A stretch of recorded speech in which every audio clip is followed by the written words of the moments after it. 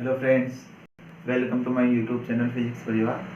Friends, इस video lecture में अपन गेट 2020 के प्रीवियस ईयर क्वेश्चंस डिस्कस करेंगे। तो क्वेश्चन नंबर फर्स्ट से क्वेश्चन नंबर फोर्थ तक मैं इस वीडियो में डिस्कस करूँगा। बाकी वीडियोस में वन बाय वन करके अपलोड करता रहूँगा। तो अगर आपको गेट के सॉल्यूशंस देखने हैं तो आप चैनल को सब्सक्राइब कर लें, ठीक है। तो जैसे क्वेश्चन नंबर फर्स्ट क्या है, which of the following is a solution of differential equation given है आपको कि d two u x, u किसका फंक्शन है, एक्स का फंक्शन है। तो d two u x upon d x square equal to क्या, के स्क्वायर। के क्या है, कॉन्स्टेंट है और रियल है, इंटू यू एक्स है। तो इनमें से कौन सा सॉल्यूशन इसका सॉल्यूशन होगा, ठीक है। ऑप्शन गिवन है। तो देखो, एक डिफरेंशियल इक्वेशन है d two u upon d x square minus, उसको मैं लेफ्ट हैंड साइड लेके आ जाता हूँ, के स्क्वायर यू इक्वल टू 0। अब इसको क्या मान लेते हैं अपन, डी स्क्वायर मान लूँ माइनस के स्क्वायर इक्वल टू 0 हो जाएगा, ठीक है। अब क्या है, डी स्क्वायर को आप राइट हैंड साइड ले जाओ, के स्क्वायर, तो डी इक्वल टू आ जाएगा आपका, डी इक्वल टू आ जाएगा प्लस माइनस के, ठीक है। तो यहाँ से देखो सॉल्यूशन क्या हो जाएगा, x का u है ना, तो u x हो जाएगा c1 e to the power iota नहीं है ना, ठीक है। तो kx c2 e to the power minus kx। अब चेक कर लो ऑप्शंस क्या बोल रहे हैं। देखो आयोटा नहीं है तो पहली बात तो इसमें अगर साइन और कोस की फॉर्म में अपन लिखेंगे तो हाइपरबोलिक फंक्शन आएगा। अब इसमें हाइपरबोलिक है नहीं तो ये का आउट, एक ये है, पर इसमें क्या के नहीं गिवन है, पर ये के की फॉर्म में आना चाहिए, तो ये भी आउट। और देखो e की पावर आई माइनस के एक्स आ रहा है, तो ऑप्शन है इसका करेक्ट आंसर हो जाएगा, ठीक है। अब देखो नेक्स्ट क्वेश्चन क्या है, क्वेश्चन नंबर सेकंड क्या बोला, a real invertible 3x3 matrix, एक रियल इन्वर्टिबल मैट्रिक्स है 3x3। अब देखो यहाँ पे एक टर्म आया इन्वर्टिबल मैट्रिक्स। तो इन्वर्टिबल मैट्रिक्स क्या होती है, जिसका अपन इनवर्स कैलकुलेट कर सके। इनवर्स का मतलब क्या है, सिंगुलर नहीं होनी चाहिए, ठीक है ना, नॉन सिंगुलर मैट्रिक्स होनी चाहिए, जिसका क्या है determinant of n not equal to 0 है, ठीक है ना। इन्वर्टिबल का मतलब है कि इसका डिटर्मिनेंट नॉन जीरो है, ठीक है। हेज आइगन वैल्यू, इसके आइगन वैल्यूज है लेम्बडा आइगन वैल्यूज है इसकी, है ना। And the corresponding eigen values are eigen function है, ठीक है। इसके करस्पॉन्डिंग आइगन वैल्यूज ये हैं, ठीक है, ठीक है। आइगन फंक्शन, आइगन वेक्टर या फिर फंक्शन, ठीक है। तो इसने ऑप्शन दिए हुए हैं कि कौन सा करेक्ट होगा। तो देखो इसके आपको क्या होना चाहिए कि आइगन वैल्यूज की प्रॉपर्टीज याद होनी चाहिए। तो अपन देखते हैं कि जैसे कोई भी आइगन वैल्यू है, जैसे कोई m है, ठीक है, मैट्रिक्स m है, तो इसके लिए eigen values lambda 1 lambda 2 lambda 3 होती है। और अगर e की पावर लेम्बडा a है तो इसके लिए आइगन वैल्यूज क्या होती है, e की पावर लेम्बडा 1, e की पावर लेम्बडा 2, e की पावर लेम्बडा 3। ये 3x3 मैट्रिक्स के लिए बात कर रहा हूँ मैं, ठीक है।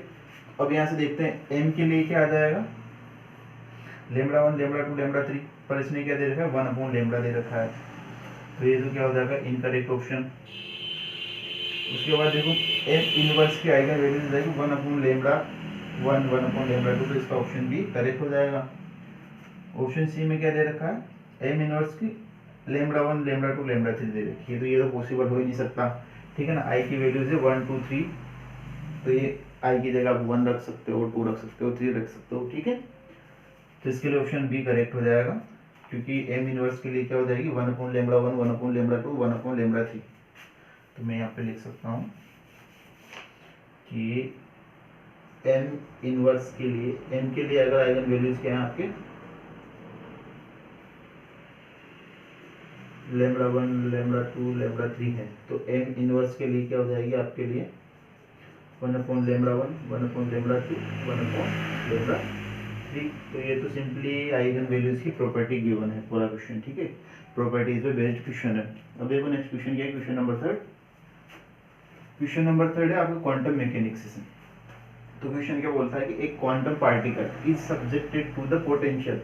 देखो एक क्वांटम पार्टिकल है जिसको पोटेंशियल गिवन है, उसके लिए क्या है V x equal to x की वैल्यू, देखो मैं यहाँ पे ड्रॉ करता हूँ, अगर ये एक्स एक्सिस है ये वाई एक्सिस है, ठीक है, इस पे पोटेंशियल ले लेता हूँ मैं, ठीक है। तो ये क्या बोल रहा है जबकि value less than minus A by two है, तो यहाँ पे ए बाई टू दे, तो इधर प्लस ए बाई टू। जब x की value minus A by two है तो पोटेंशियल क्या है, देखो इनफाइनाइट, तो ये कैसे जाएगा ऐसे, ये इनफाइनाइट, ठीक है। और माइनस ए बाई टू से प्लस ए बाई टू तक, देखो ये माइनस ए बाई टू से प्लस ए बाई टू तक पोटेंशियल क्या है जीरो, तो ये पोटेंशियल जीरो में होगा, एक्स एक्सिस पे होगा, तो यहाँ तक ये पोटेंशियल जीरो, और ये इधर इनफाइनाइट। फिर वापस देखो ए बाई टू से ग्रेटर वैल्यू के लिए वापस इनफाइनाइट, तो ये कौन सा पोटेंशियल हो गया, 1D पोटेंशियल हो गया, 1D इनफाइनाइट बॉक्स। देखो माइनस ए बाई टू से ए बाई टू है तो सिमेट्रिक पोटेंशियल है, तो इसके लिए क्या होगा वेव फंक्शन, वेव फंक्शन पूछा है the ground state wave function of the particle, ठीक है। तो देखो यहाँ से एक सेकंड, मैं क्या करता हूँ इसका सॉल्यूशन इधर मिटा के लिख देता हूँ, ठीक है, अच्छे से।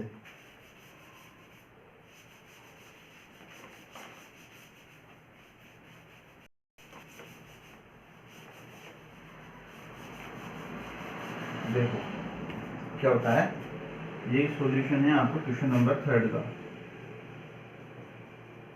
ठीक है।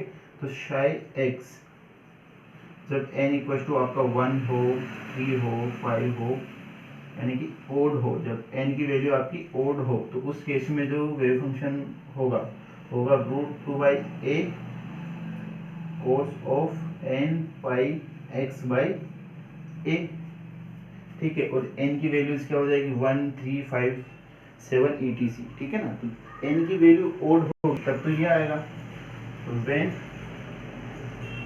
n इवन, जैसे कि 2 है, 4 है, 0 है, ठीक है, 0 हो सकता, n की वैल्यू 0 नहीं हो सकती 1D बॉक्स के लिए, ठीक है।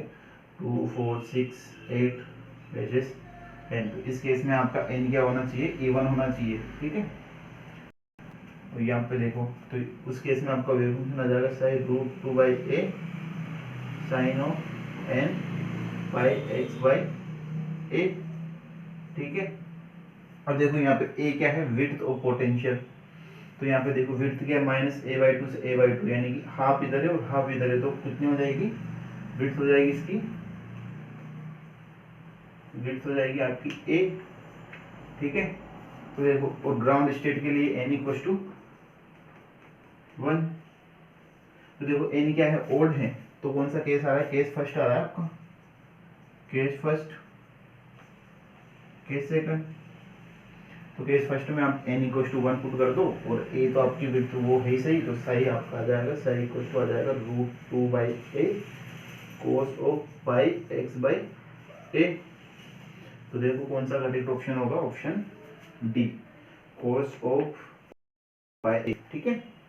क्वेश्चन नंबर 4 तो देखो लेट ए केप, ठीक है, एंड ए डेगर, ठीक है। ए और ए डेगर क्या है यहाँ पे, लॉगरिथम ऑपरेटर और राइजिंग ऑपरेटर, किसके केस में 1D हार्मोनिक ऑसिलेटर के केस में। तो अपने को क्या निकालनी है, आइगन वैल्यू निकालनी है, ये ऑपरेटर गिवन है ए डेगर ए केप किस पे ऑपरेट करके एन पे, ठीक है ना। तो देखो इसको कैसे सिंप्लीफाई करेंगे,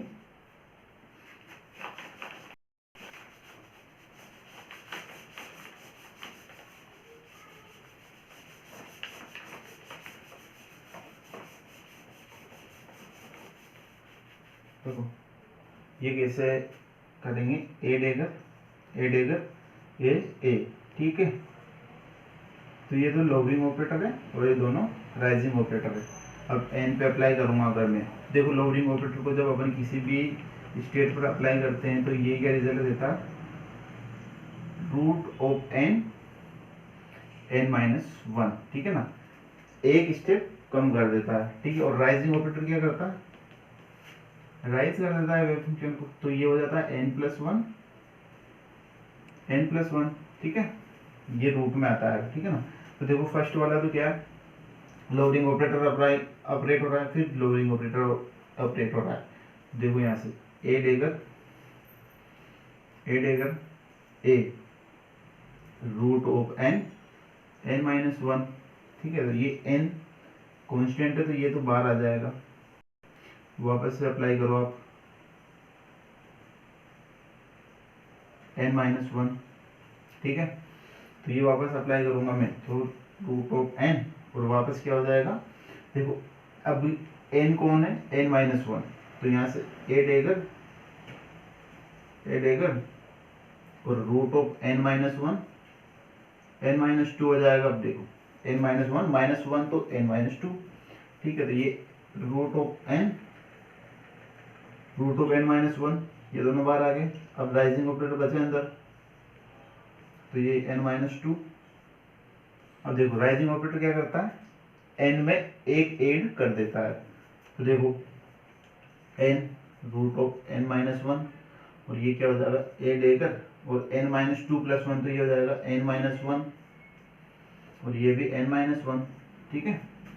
वापस ये राइजिंग ऑपरेटर अप्लाई करता हूँ मैं, देखो n-1 और n-1 का रूट, तो ये तो हो गया n-1। अब रूट ऑफ n, ये राइजिंग ऑपरेटर वापस ऑपरेट करूंगा तो n-1 + 1 तो हो जाएगा n और ये भी n-1 + 1 हो जाएगा n, तो ये हो जाएगा n-1। तो इसके लिए आइगन वैल्यू क्या आ जाएगी, n × n-1, ठीक है। तो ये क्वेश्चन नंबर 4 तक मैंने सिंप्लीफाई करवा दिए, बाकी के नेक्स्ट वीडियो में देखेंगे, ठीक है। तो अगर आपको बाकी की वीडियोस देखने हैं तो आप चैनल को सब्सक्राइब कर लें, ठीक है। Thank you.